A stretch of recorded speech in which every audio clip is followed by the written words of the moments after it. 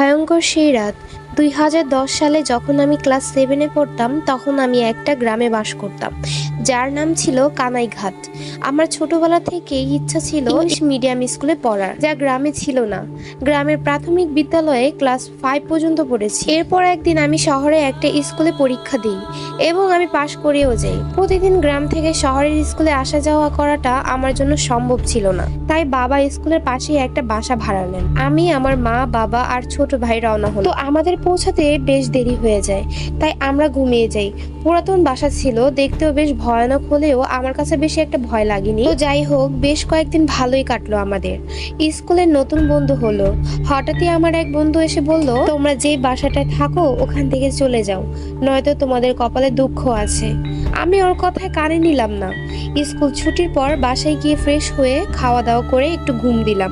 ঘুম থেকে উঠে দেখি সন্ধ্যা 7টা বাজে। তো আমি